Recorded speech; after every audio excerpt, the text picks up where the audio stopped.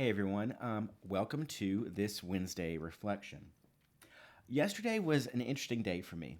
Um, I didn't have anything specifically on my calendar, so I didn't have like a meeting scheduled or anything like that. It was just going to be a pretty free and clear day where I could just knock out certain projects and to-do items on my list. And so yesterday morning was spent, working on, you know, Rector's barbecue stuff, planning for some liturgy things ahead, doing some, boring office things that happen, doing some planning stuff. And then after lunchtime, I was visited by three separate individuals who all needed help. Um, and this does happen occasionally, where I'll just be here at the church and I'll get a knock on the door, and it's someone asking for some help. And depending on what they need, I can either help them right then, or I can, run by and pay a utility bill or something, after I get off work or right before. And so usually those kinds of things happen. It's not uncommon, but it was weird that I had three people back to back yesterday afternoon, and that I haven't had anyone ask for help in a good long while. Um, and so I just kind of thought, wow, when it rains, it pours. Um, but then I kind of started thinking, like, it does seem to kind of come in buckets.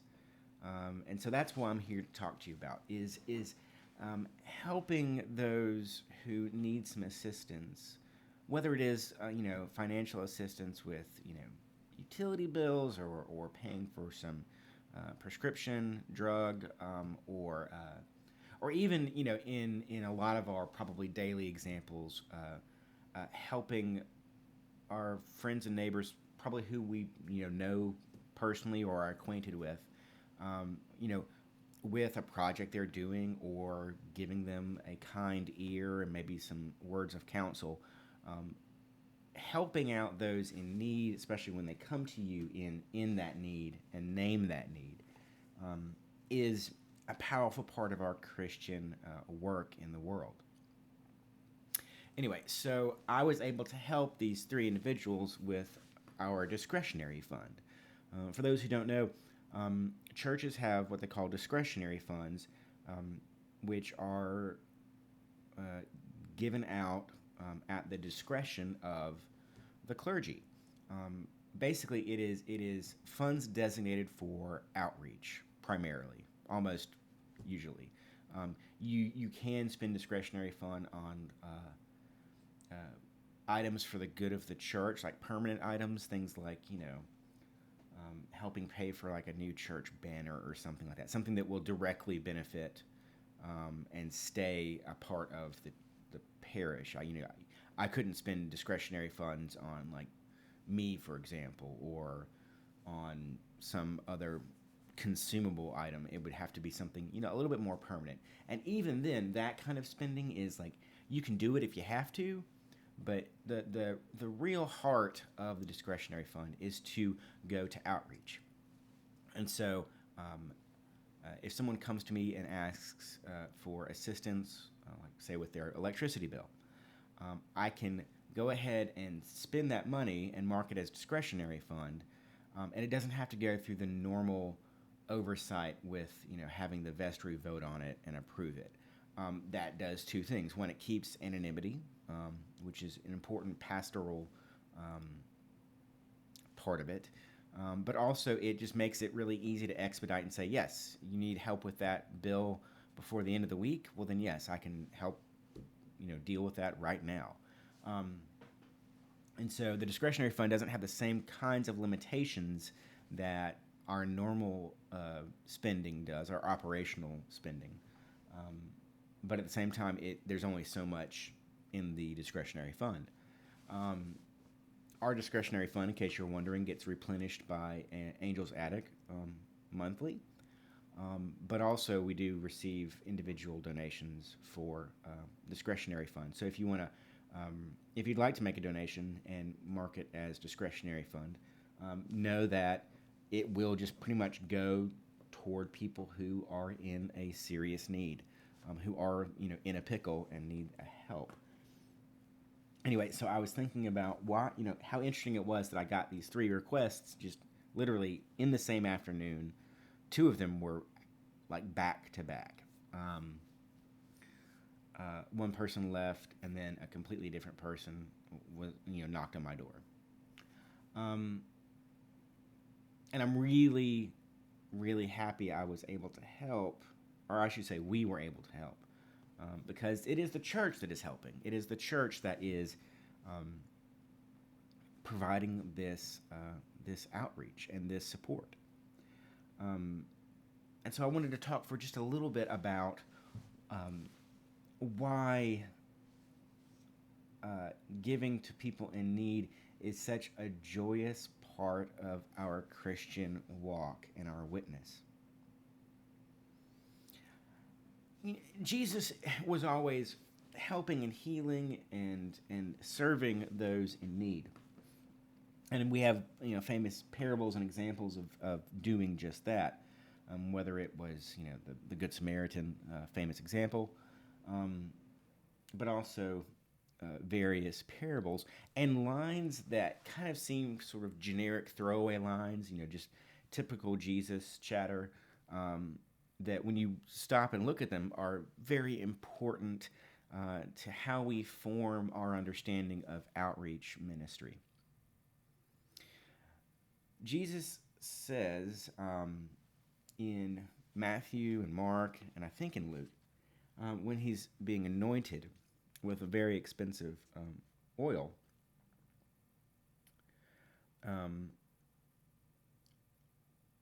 she has performed a great service to me, talking about being anointed.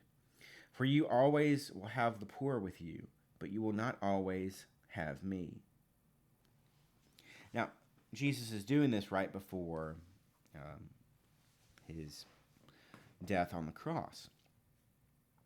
And that line, you will always have the poor, but you will not always have me, sets up his death and resurrection on the cross, helps set up acknowledging that, yes, even though he's speaking to an objection, like this costly ointment, we could have spent that and sold it and spent that money on the poor. And Jesus says, you will always have the poor, but you will not always have me.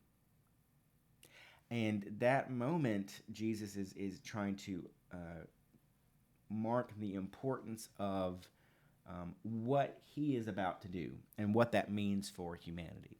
Because what Jesus is about to do is to save the world. And so it is okay to mark that with something special, i.e. the costly ointment. But this is not to say that spending on the poor and the needy for outreach programs, for support programs, is to be overlooked. Whenever people in powerful positions have used this line to downplay the need of like social assistance or public assistance, whether that comes from the state or from the church, when you're using you will always have the poor, so that's why we shouldn't have to, we shouldn't spend this money on the poor because we're always going to have them. That is a complete perversion of that line. Because what Jesus is saying is that he is actually quoting Deuteronomy when he does it. He's quoting Deuteronomy 15:11, which says that remember that you were slaves in Egypt and that God delivered you from Egypt. So you will always have the poor, the alien, the women and children among you, and you, O Israel, are to support them and welcome them and bring them into your nation. We are supposed to welcome the alien in need, the woman who is in need, the child who is in need. So when Jesus is quoting, you will always have the poor, he's quoting Deuteronomy specifically and saying, what do you do with those in need? You give them food. Leviticus twice, Deuteronomy later in chapter 29 talks about basically not over reaping your harvest. Leviticus talks about when you are harvesting your field, don't bother with the corners and edges. Make your pass, get your stuff, but all the corners and edges, which are kind of hard to get, leave those for passersby to pick food, to gather some food as they travel down the road. Obviously, the corners and edges would be the easiest accessible to those travelers who are needy or who are hungry. But it also acknowledges that you don't need every single molecule of things you produce. Other portions of Leviticus, for example, talk about when you are harvesting your olives or harvesting your grapes in your vineyard, harvest your first pass, but don't go back and pick every single little olive or grape you find. For that second pass, just let that one go. Let that second pass be gathered up by those in need. And so, to pay for someone's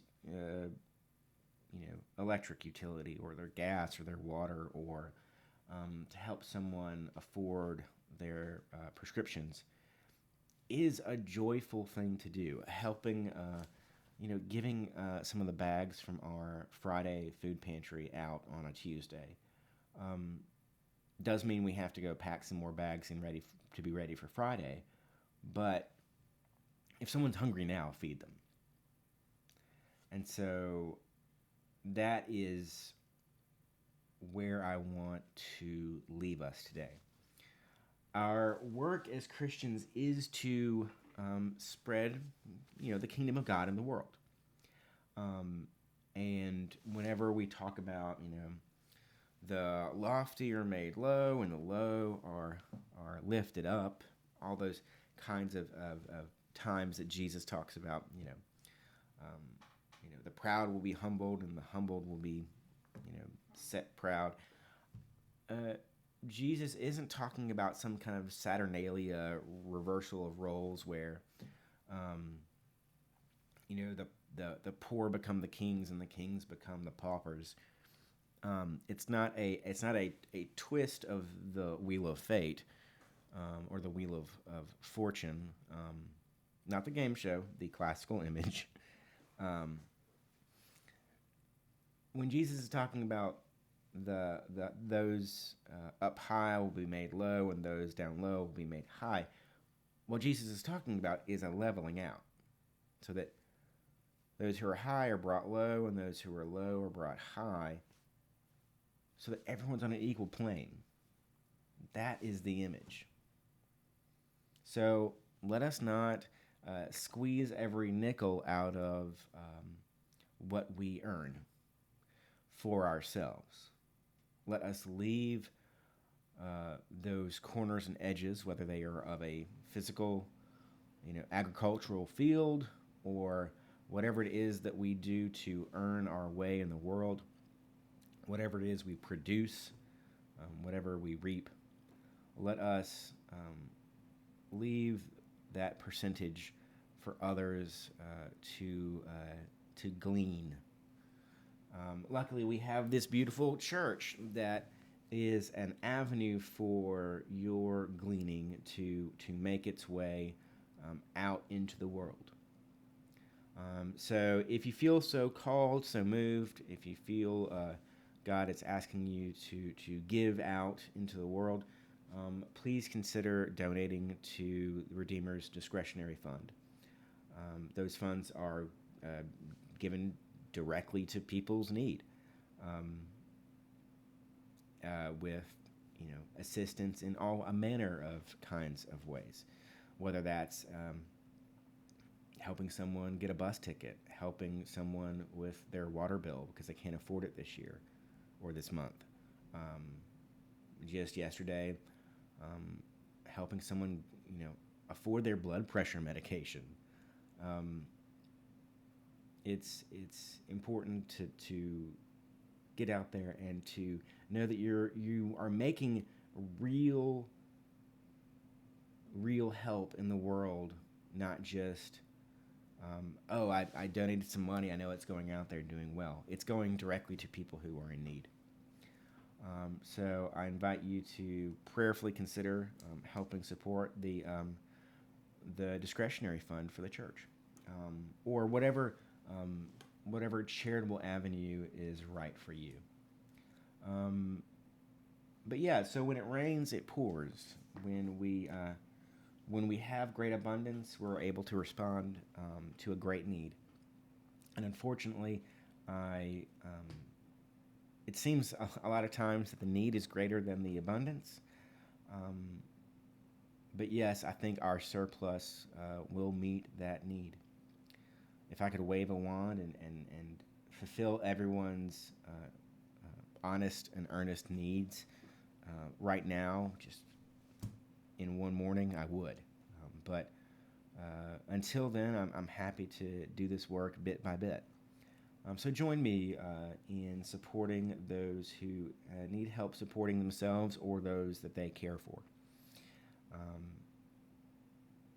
I find that it helps not only just bring the kingdom of God that much closer, but that it helps us prioritize what is most important and good and lovely in this world. And that is remembering that all things, great and small, come from God, and that we just get to play with them for a little while before passing them on to someone else. So let us go in peace. Let us go out in the world to do great things and help make everyone we encounter a little bit better instead of a little bit worse.